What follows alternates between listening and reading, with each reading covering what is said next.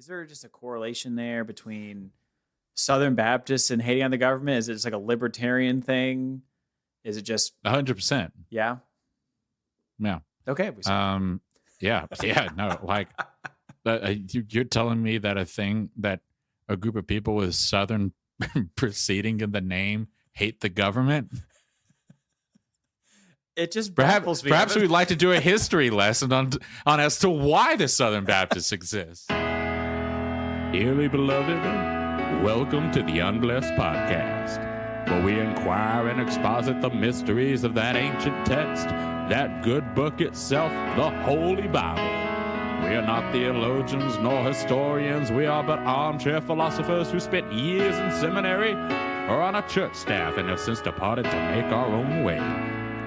We invite you now to read, think, and laugh with us as we dive deep into the denominational doctrines of the divine in the Unblessed Podcast.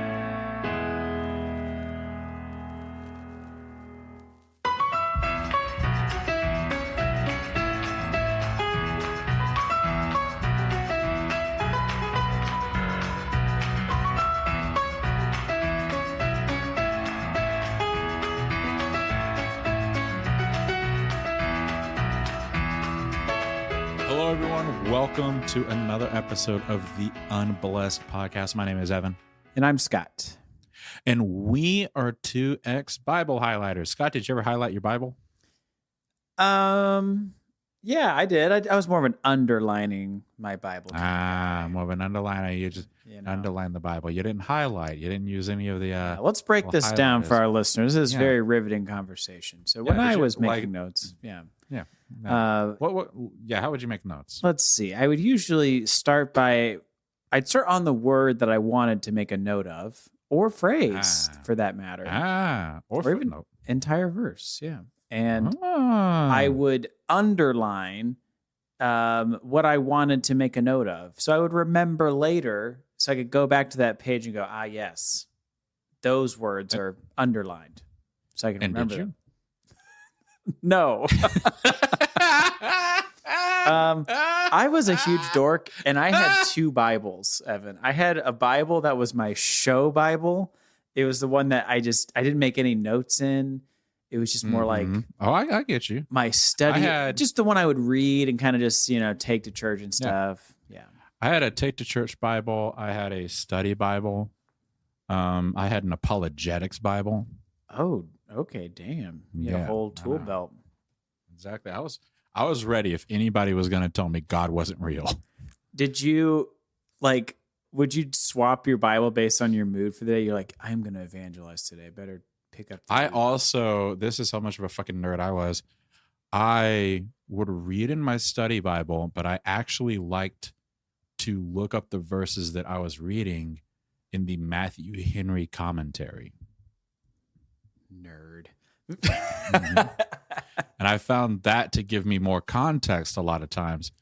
And honestly, to be more brutally honest about what I was reading, it might have contributed a little bit to who I am now, because Matthew Henry was himself a Puritan. And he was like, consider yourself a Puritan. So. Exactly. And he would just be like, yeah, this verse means slave. And I was like, okay, I guess it does. Or it's like something like whenever you see like servant or slave like show up in like the Bible, it's just like, well, when they talk about slaves back then, it was an elected position by the person. An elected position by the person at sword point from the person who now owns them. People willingly went into slavery back then because it was fun. Or they just don't have a note about it.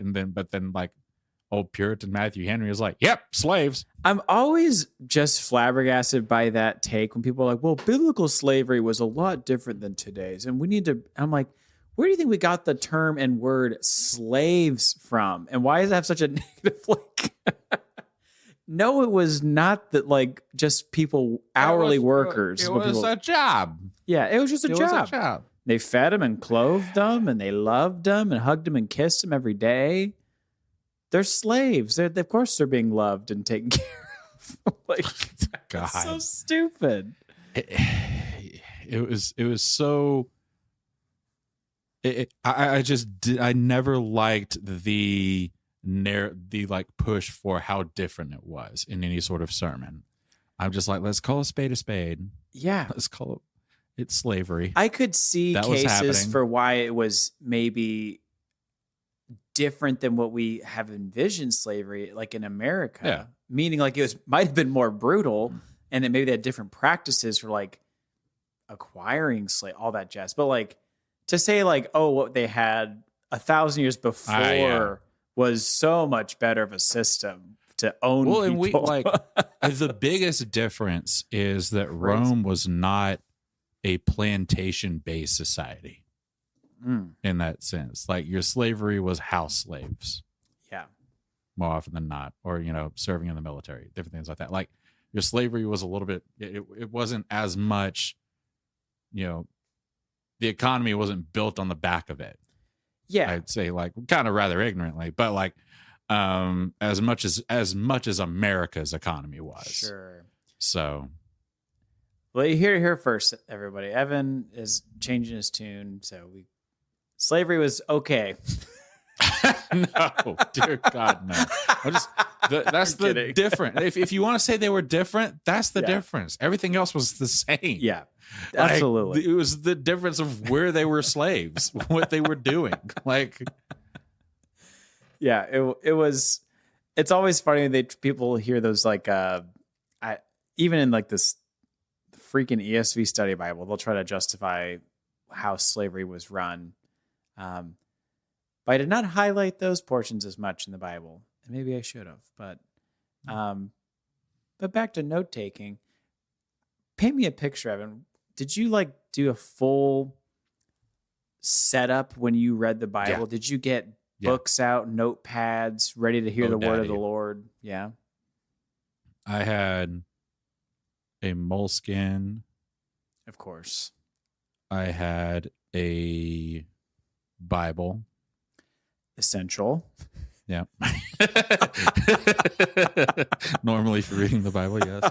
And then normally I think like the Bible, I was either using a study Bible or I would use a commentary with it. And again, I found myself using the Matthew Henry commentary more often than not. And I think a little bit more of that is just because something that I just found lacking in a lot of my readings a lot of times is a frustration I had like with the ESV study Bible and stuff like that, is they just didn't have commentary on every verse. They would skip. Like we saw last week. Anytime there's like a tough verse, they will just choose what verses it was to embellish. Fucking rare that Matthew Henry skipped a verse. Like it was it got down to like measurements and details. It's why the commentary itself like has survived so long. I remember reading that. Yeah, the Henry commentary. Yep. It's a very well thought out commentary and stuff like that. Dude had thoughts on everything. I know. Like, every verse he had a thought. When I was feeling particularly in the mood, if I getting a really little saucy, when I was really wanting to treat myself, I had a book of sermons by Charles Spurgeon. Yeah. And I would look up the particular topic or that verse in there, and I would read his sermon because Charles Spurgeon's sermons, contrary to what Calvinists also contrary to what Calvinists of today would like, they were not exegetical. One. They were very topical. He just picked a topic and he just ran with it. And two, they were short. Break down exegetical for people. Not me, obviously. I know very well. I know what that word means. I know what that big word means. Let's dive into Christian culture here, specifically Christian seminary culture. How exciting. Oh, my God. Christian seminary culture is so virgin. Just for lack of a better word, I don't really know how to describe that, just because that encapsulates like all of it. Yeah. And not that that's a bad thing, but it is just like, man, I have to. And there is there's this thing to first understand it, you have to understand that there are people who believe that you are predetermined to be saved by Christ and people who believe that you just choose to do it. So it's kind of a free will versus destiny type thing that's going on. And John Calvin decided to complicate it further at one point, and he was like, actually, the predetermination part of it, there's 5 points to it. Yes. Total depravity, which means we all suck, and that we all are deserving of hell. I forget what U is. It was I should know this. Wait. Tulip. Wait. Tulip. It's Calvinism. Oh, isn't it like unconditional unconditional? Election. Yes. Unconditional election. So you have total depravity, which means we all suck. Unconditional election, which means you don't have a choice in the matter of being saved. Limited atonement, which I always had a hard time understanding. Basically just died for only certain people, and that's it. Yeah, that's right. Yeah, limited atonement meant that Jesus only died for the people that he would elect, that he would save. I is irresistible grace, which means you cannot resist. If you are chosen, you cannot resist being saved. You can't, which leads into P, which is perseverance of the saints, which I think John Piper reversed into preservation of the saints, and a fun little thing. But basically, yeah. Calvin's version was perseverance of the saints, means that the saints will endure. Piper's preservation of the saints meant that even if somebody leaves the church, they're going to be in heaven. Because they made that decision at one point in their life, which means we're still going to heaven, which is great. Yeah. If you're worried about us, you don't have to, because we're Calvinists, so we're already saved. No, we were Calvinists. Really double saved. Yeah, for sure. So all of that to say, so I bring up Tulip to show you how nutty and like how deep in the rabbit hole these people get and how serious they get about it. That's a great point. I think that's why, like, for people who didn't get into Bible study like this, because this is definitely more like itches more to people who want to go to seminary and actually do more of a education in the Bible. But some of the first things you learn when you're doing like true, like, study of the Bible and, you're reading these commentaries and stuff, is like you said, there is so much lore and just like beliefs and models that people have come up with over the last 1,000 years that you have to figure out. And so like when you would do study, like Bible study on your own, you would always have stuff out. Like if you're in seminary, there was always a commentary out. There was always another version out. Like I know when I was in college, like really dorking it up with the Bible, I would always have 2 different versions of the Bible. It's like either like ESV and then like a different, like maybe a Message or a King James, whatever I was feeling for that passage. And I had like commentary. I had like the Young's literal translation of the Bible, which took the like just the literal, like just 1-to-1, word for word, one, like what the closest thing that it was in Hebrew or Aramaic or Greek or whatever, and just plopped it in there. So sometimes it made 0 sense. But sometimes it was helpful. So like getting back to explaining exegetical, it's hilarious how deep you have to go. Calvinists, which would be like Presbyterians, certain Southern Baptists on that side of things. I think people who believe very much what they believe, and they're like, this is right. They want to be like, all right, so I am going to preach through the Bible verse by verse, chapter 1 through chapter whatever, and just move forward. And whatever the story is, the story is. Whatever the lesson is, we'll talk about it. Which gets fun when you get into Song of Solomon, as you may have experienced on our podcast. Like, how do you preach about that exegetically? It doesn't work. So that is so kind of to wrap it all back up, That's what exegetical means with all these like Calvinist bros out there that you'll find, and I hope you don't, but that exist out there. And it's funny because Charles Spurgeon was like their hero and he never did it. Oh, Charles Spurgeon. Yeah.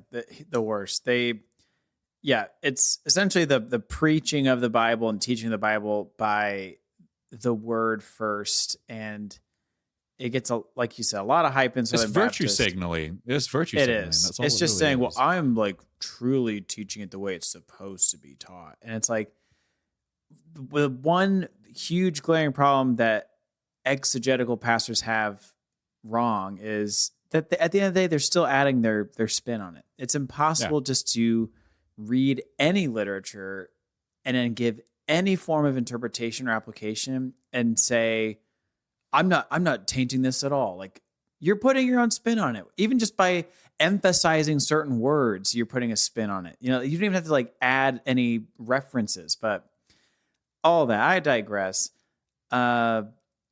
Taking notes in your Bible was such a chore. It was like, I just remember like reading the Bible, and I know as a kid, it was just like reading like a book.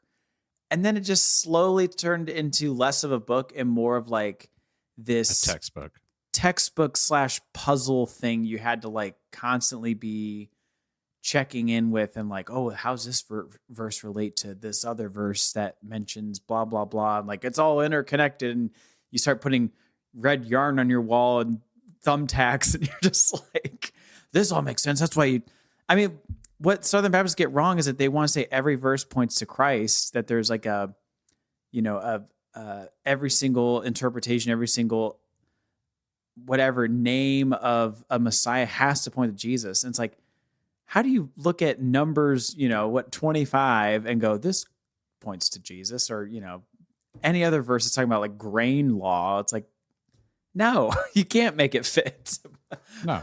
But these seminarians, like you said, they'll try to make everything fit in that worldview. But speaking of these dummies, there's a certain person that we're going to be talking about, right? There's a certain... His name's Timothy Hawkins. Tim Hawkins for short. Tim Hawkins. Break it down. This is a little bit new territory for me, Evan. So you're going to be the resident expert here. Yeah. So Tim Hawkins is a Christian comedian. He gathered fame in probably late 90s, early 2000s, and gathered fame for doing, family-friendly, Christian stand-up. It was always hand in hand, too, family-friendly and Christian. Because you can't have... He did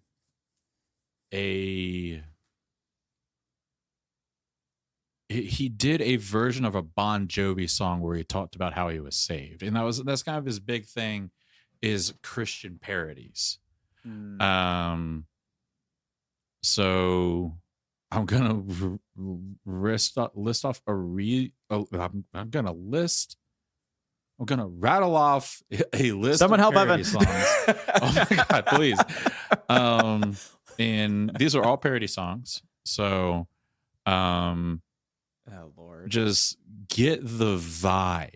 Oh no, of who he is. Okay, from just these I'm two. ready to hear this vibe. Well, there's the government can. Oh, I listened to that right before this podcast. Yeah.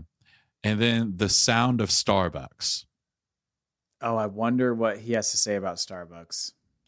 Oh, it can't be anything good. He also did one that I even found upsetting, like as a kid, when I was watching it, and it was songs about like if there was an atheist church. Oh, and he just basically takes like Christian worship songs or whatever, and he just puts his own spin on it. So instead of like Jesus loves the little children, he goes, no one loves the little children.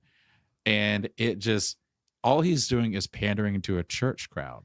Yeah, let's like talk about that for a sec. Like, what is, first of all, he just makes up this scenario of like, so it's like the atheist church songs, which is hilarious to me that like you're just kind of building up this straw man of like atheists, like they're just horrible people, and because they're godless, they must have all these other horrible things about them. I don't know much about this guy though. I didn't really grow up around. I have to ask for you, Evan, was this something shown to you like in church, or just discovered on your own during? I don't think it was so much shown in church as it was like shown by youth group friends.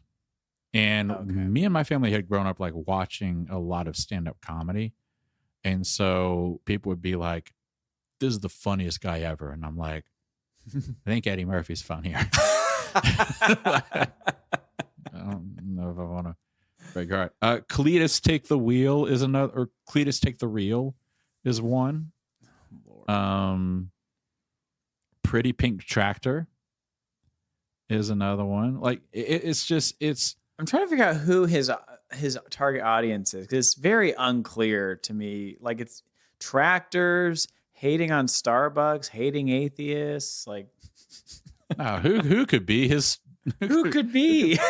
Who could possibly be his money-making audience? I just pulled up his website. He is Jesus. I should currently on tour. Tim Hawkins, live in concert. Now, what's funny to me is it's showing a lot of sold outs, but as I click on the sold out icons, they're broken links, which is fine. But then I look at the venue options and we have, let's see, Peckville Assembly of God in Blakely, Pennsylvania, Cedar Creek Church in Perrysburg, Ohio, and Calvary Assembly of God in Beckley, West Virginia. Let's just for kicks and giggles, I want to know where Calvary Assembly of God is on Google Maps. Oh, look at that. In the middle of fucking nowhere. It's right next to a Eckley Orthodontics and a Quality Inn and laptop screen repair in the middle of West Virginia. Well, I hope he's doing well, Tim Hawkins, or whatever his name is. I don't.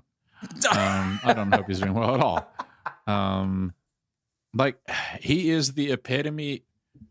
If you want the stand-up version of your boomer aunt posting something about how millennials need to stop using money on avocado toast, that's what Tim Hawkins is as a person. Can you imagine the absolute roar of laughter he probably gets in these churches for some of these jokes? I bet he's just I've watched them. Like, I bet it's just people are cackling. And here's the thing, he's got good nuggets. Like, he's got good nuggets that I always found funny. Like, he talked about how like people would pray a hedge of protection one time. Mm-hmm. And he was, he'd be like, I always pray like a hedge of protection. That's it. Just a hedge. No wall. Like, that's Evan, don't make me laugh at his jokes. We're ragging on this guy. I'm gonna make you feel complicated about it. No, we can't have a fair, even opinion about this guy. You're just like, it's like the devil walks up and goes, "Oh no, gardening." Stop it! No, I don't want to laugh. No. But that's the thing, and that's where I think that's where he misses it, is because that's where he can be funny, is doing what we do to a less extreme. We're funny. Where it's like, let's make fun of Christian culture. Let's look at Christian culture. Let's show the mirror of what we do. But then he takes it a step further and he does these songs like "The Government Can," for example, which is basically just like, who can take the first line is, "Who can take your money with a twinkle in the eye? The government can." I pulled up that video. I see it's from 14 years ago. So we're looking at 2010. First Obama term. First year. Nothing has happened. Like, why is there such a crossover with these, like, don't trust the government, like, just go to church and believe in God, but you don't need any of this stuff. I feel like, I don't know. I mean, I grew up in a family where they were kind of anti-government at times, but it wasn't like super hard line, like government's always going to do horrible things to you. Like, don't give money to the government.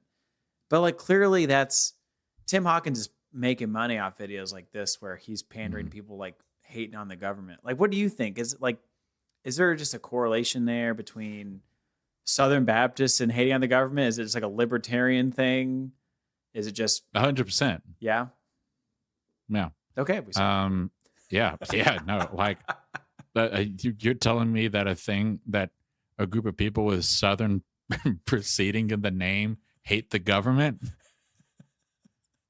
It just baffles me. Perhaps we'd like to do a history lesson on as to why the Southern Baptists exist.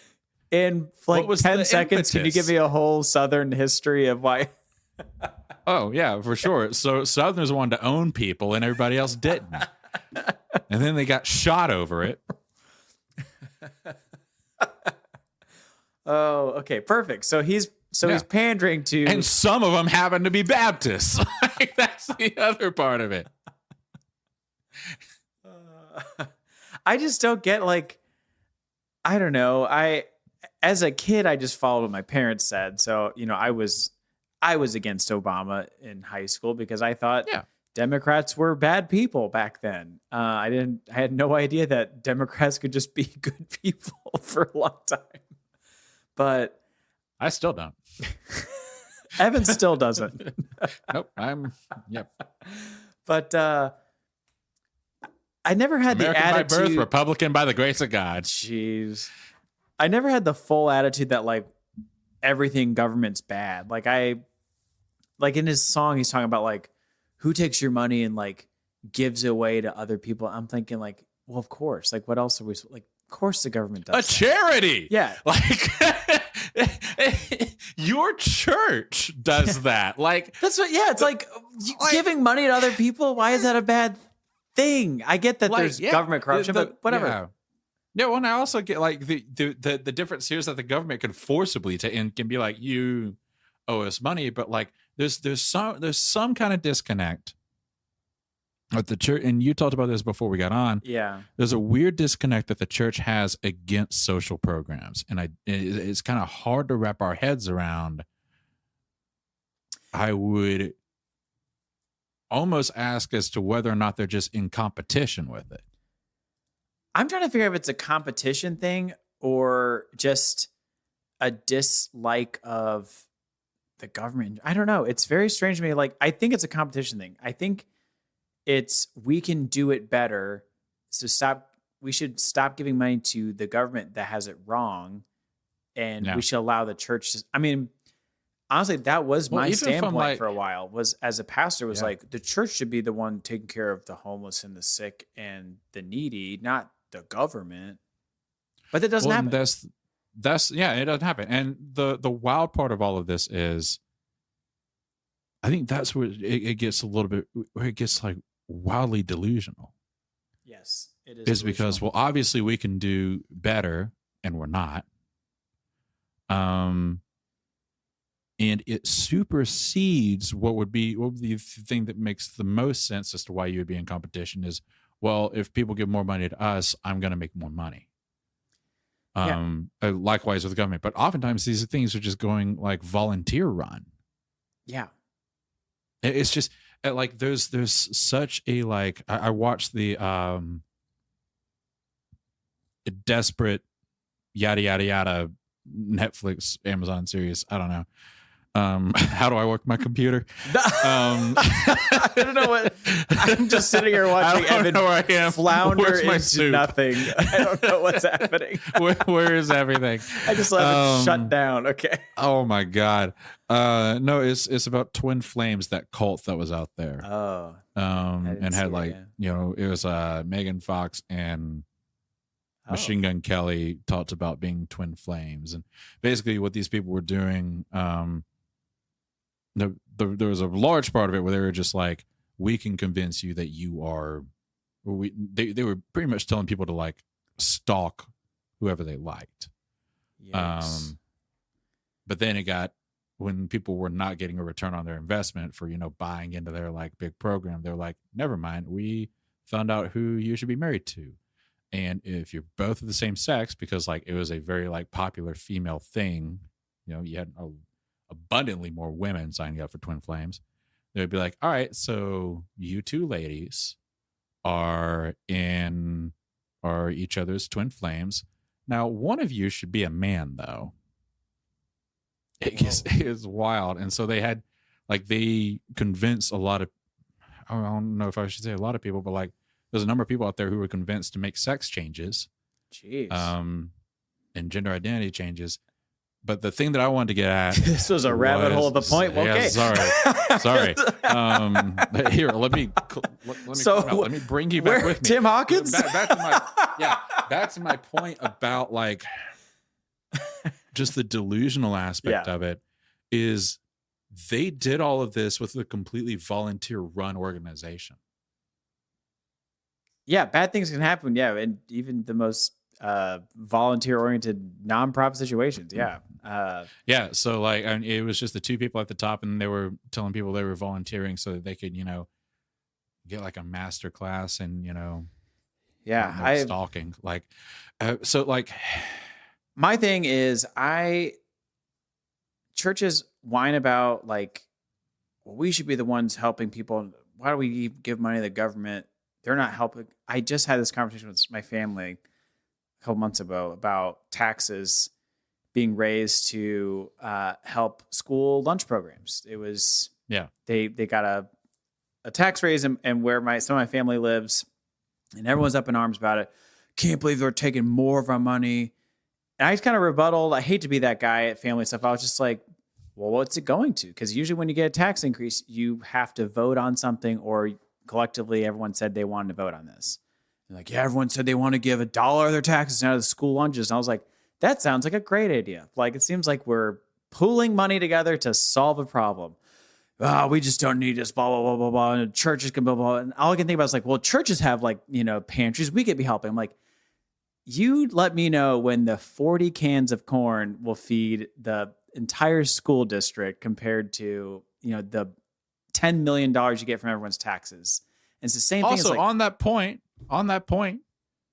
one, the church has been around infinitely longer than America.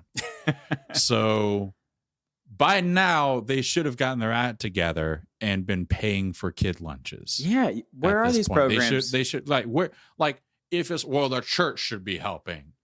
Well, fucking yeah. Here's the other thing is, if the church could get along, and I don't think people realize that there's thousands of denominations in America, not hundreds, thousands of denominations in America, which mean they all have their own little denomination buckets of how they keep their money. SBC obviously is the biggest one in America. I don't know how much they make. I'm sure they make Roll Tide. They probably make close to $1 billion in revenue, if I had to guess, in a year. I'm sure they do. At least. I would think $1 billion or more. And that's a great point of evidence. Even just the SBC has been an organization for, let's say, 250 years. I have no idea. Yeah. Like, where are these giant programs that's helping the world? Like, where? No. I would love it. I would love to see SBC go, you know what? Scott, we're going to build a highway. American Mission Board. Oh my International Mission Board. See, and that's the problem, is that they're like big ways of helping the world. It's just more church staff that they're paying. It to me, it's crazy. It's like, well, look at how many missionaries we sent out last year. I'm like, you sent 12 missionaries to Cleveland. Like, you're not digging wells. You're paying for staff members, and you're paying for bigger sanctuaries and bigger church grounds. Is there room in the budget to help people? Of course there is. Of course, some of this money goes towards like shelters and stuff like that. But you think about like 10% of an entire congregation's money, and what do you have to show for it after all that? Like, yeah, I get probably 28% of my money goes towards taxes, but I know I've seen results. I got a fucking salt truck outside. You know who paid for that? My taxes. It's like, yeah, at least stuff I can see is helping the greater society. So I'm getting a huge soapbox, but anyway, this whole king. This like idea that the church could do it better, I've never understood. Of like, show me. I would love to see how much more a church could do if they had. The nightmare, I'll finish here, is like, imagine if the church did have the amount of money that went from taxes to the church. Do you really think we get all those things done? Like better? No, I think you can look at any mega church in Texas and figure it out. Yeah, go to any mega church and you'll easily see why is a pastor suddenly making 15 times more than everybody else on staff. It's all the same. Politicians get overpaid, church staff get paid. There's no perfect system. And people act like one or the other is going to get it fucking fixed, and it won't. But yeah, I gotta catch my breath now. That was you're good. Taking me I'll out. step in here and say it like this, like. And one more thing. I'm just kidding. Yeah, and more, not other stuff. We've been talking about the school lunch stuff this entire time. We've also known that for a long time, schools have been underfunded. Mm-hmm. Yeah, they've been like, and it's not like that. Like churches haven't done drives for schools in the past, but it's always been more of a, well, let's do this nice thing for everybody. Like schools have been running their drives for a long time. Schools have been running their fundraisers. If you want to put if you really think that your churches can help the schools, if you think churches can supply teachers with, they just start their own supplies schools. They do. They don't even help the public. Exactly. Schools. They start their own Christian private school. So they don't help the kids where they are. You have to start your own school, and then it's like, well, shit, this costs money, so we got to charge tuition. Yep. And we got to, pay teachers if we pay them. Imagine if all the tithing earnings every Sunday, if just half of that, so 5% went to public schools.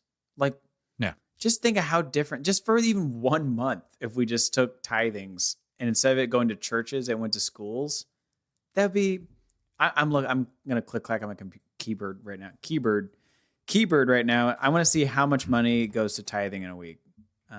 Scott's adapting to the Wisconsin dialect. Keyboards up here. Just click-clacking away there, bud. Click-clacking away up here. Oh, don't you know? Geez, all this snow. Well, let me tell you. Go right past the bubbler. Just over there by the bubbler and turn left. Over there by the bubbler and turn left. You know that bubbler right there? It's a bubbler. The average put your mouth around the bubbler. Weekly donation amount by a churchgoer is $17.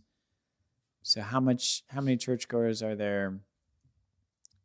I don't know. If a train from Pittsburgh, we'll just say maybe 100 million people go to church.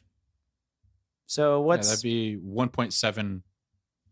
Right. If 100 million people went to church, and we're doing math on the air, then that would be $1.7 billion.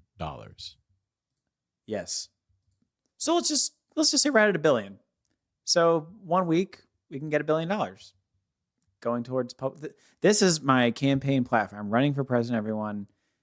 I have 2 platform ideas. One is 1 week out of every month, all tithings go to public schools. And 2, we get rid of time zones. No more time zones. None of them. We're all in the same time. My name's Scott Moran, and I approve of this message. I'm running for president. No one's going to be upset Scott about Moran, and I can. Dan. Well, yeah. So Tim Hawkins, I don't know what to say about that guy, but as far as his love for hating on the government, I hope it's just pandering, and it speaks to this larger thing that I even saw in churches one time. There was I think we're doing either a psalm or proverb, and this pastor was up there and was like, don't stray to the left, keep to the right. And the pastor was like, well, that just tells you how to vote right there. And then he kept moving, and it was like me and the rest of the college students just did like a collective eye roll. Because we were just like, I know some of it's harmless, and I know probably like 90% of it's meant as harmless. And it's, I think harmful would be the wrong way to describe it, but there's just such I view it as a lazy comedy. Yeah. Because you're not trying. Like, you're really not. Like, what you're doing is you're like, I know what they want to hear. Yes. I'm not trying to do a hot take. This is all safe to do. and I know I'm going to knock it out of the park. That is the issue with Christian Or comedy I know in general. I won't knock it out of the park. I won't knock it out of the park. I know they're going to let me run the bases, though. Yes. It's really Christian media and art in general. Like there's hardly any room for true criticism. Like, I remember when I worked at a venue and we had this like Christian media company and they wanted to like show off this movie they made. It was like, and just the amount of like people building these, and I get there was friends and family there, but I just thought like there is nobody here that would even bother to go like, like this is not like no one's writing review in like Christian news today. Like this was trash. Like no one's telling them the truth. No. And like Christian like media too, like is going to just back it up and go, this is great. This is excellent. Like 100% and give it a golden review. And that's what I think about with Tim Hawkins is like you said with his comedy, is he going to go to a church? He's going to Cedar Creek Church in Perrysburg, Ohio, or Peckville Assembly of God. It's like, he's already got everybody on his side there. Like he's not going to make any like, I don't know. Is Peckville also a Peckville strip club? Assembly of God. Peckville. Like, that's the worst name. In Blakely, Pennsylvania. I don't know. It's welcome ridiculous. to Peckville. Oh, I would love to see him go to an actual strip club and see how it goes. Not to see him strip, of course, to see him perform at a strip club. Hey, so. He's headed to Kenosha. Is he really? No. All right, headed to Kenosha at Journey Church. Are you kidding me? Oh, wait. No, Journey Church. I have the Journey Church right by my house. Oh. Not that people are interested, though. Where's he going in Indianapolis? Lakeview Church in Indianapolis. Is that where Joel Osteen preaches? I don't know. Joel Osteen now preaches in Indianapolis. Oh, my gosh. Who would you rather see to wrap up this Tim Hawkins stuff? Would you rather go to a 3-hour-long Tim Hawkins concert or a 3-hour-long Joel Osteen sermon?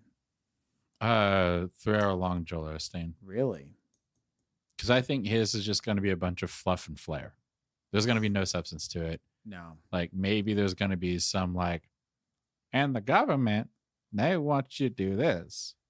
But as long as you believe, and as long as you pray, as long as you give me $100 million, everything's going to turn out all right. Everything's just fine. Everything's just fine. I woke up this morning. My name is Joel Osteen. I talk with all 32 of my teeth. All 32 of my teeth in the front. All my teeth are uppercase teeth. You see that giant golden globe behind me? It's right there. I'm not a movie villain. I just got a big church with a big golden globe behind me. I definitely look like a Bond villain. I do look a little bit like a Bond villain. But thank God I don't sound like one. I sound like somebody parodying a Bond villain. I just want to give I sound like an Austin Powers villain. A huge shout out to our listeners for if this is a week in and week out event for you, thank you for listening to this podcast and our Joel Osteen impressions. Put listening to us, like if you're going into a job and they're like, hey, talk about a tough time in your life. Just bring us up. When was the last time you overcame adversity? Say, listening to the Unblessed podcast. Because just pull out your phone and be like, I listen to this weekly because I like these guys. And you click play and extend the interview for an hour. See if anybody stays in the room with you when you play the podcast, and those people are your friends. But everybody else hates you. And then if they go, I've heard enough, and just click pause and go, I do this every week for an hour. So if you can't have them, you don't have me. Okay. It's a package deal. We really appreciate everybody listening. You can, again, find us at unblessedpodcast.com. That's unblessedpodcast.com. Unblessedpodcast.com. Once again, unblessedpodcast.com. Just for those hard of hearing, unblessedpodcast.com. And in French, that's une blessed podcast. And in Braille, it's okay. Jesus. But yeah, like I'm sorry. That's okay. Just ignore me the rest of the sentence. You wouldn't need it in Braille. I know.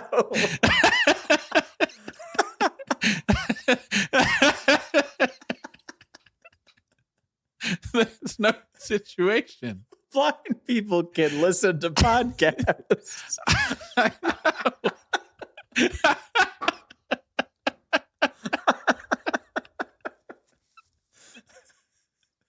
Oh, thank God I have a Braille version for my brother.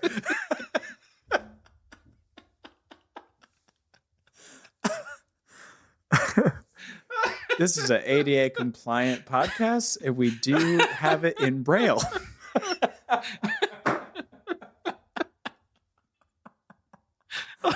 Oh, man. Oh, God. Thank you so much for listening. We have to cut it off. We gotta go. My name is Evan. I'm Scott. And we're sorry. We're sorry.